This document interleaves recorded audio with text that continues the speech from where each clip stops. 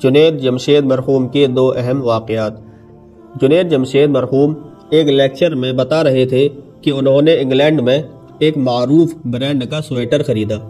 6 ماہ پہن کر سوچا کہ اب پاکستان جا رہا ہوں، وہاں گرمی کا موسم ہے تو کہاں پہنا جائے گا، اسے واپس ہی کر دیتا ہوں۔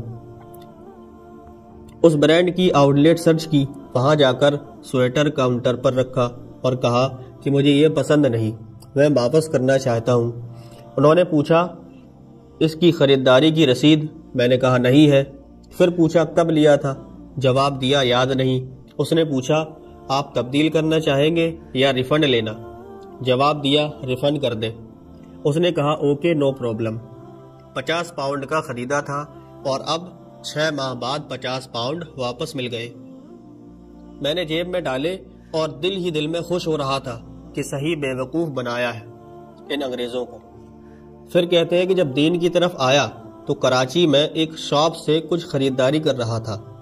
دکاندار نے بڑا سا لکھ کر لگایا ہوا تھا کہ خریدا ہوا مال واپس یا تبدیل نہیں ہوگا۔ خریداری کے دوران دکاندار کہنے لگا جنید بھائی آپ تبلیغ میں جاتے ہیں، میرے کاروبار کی برکت کے لیے دعا کیجیے گا۔ میں نے کہا میں اللہ کی قسم کھا کر کہوں کہ تم ایک کام کر لو تو اللہ بہت برکت دے گا۔ کہنے لگا جی بتائیں۔ میں نے کہا یہ جو اتنا بڑا بورڈ لکھ کر لگایا ہوا ہے کہ خریدا ہوا مال واپس نہیں ہوگا، یہ اتار دو۔ کہنے لگا نہیں جی یہ تو نہیں اتر سکتا، اس طرح تو ہمارا کاروبار نہیں چلے گا۔ جنید جمشید نے کہا جو کھلے دل سے فروخت کردہ چیزیں واپس لیتے ہیں ان کے اسٹور جا کر دیکھیں کتنے وسیع و عریض ہیں اور وہاں کتنا رش ہے، اور یہاں جنہوں نے یہ لکھا ہوا ہے ان کی دکانیں دیکھ لیں کتنی چھوٹی اور کاروبار کتنا محدود ہے۔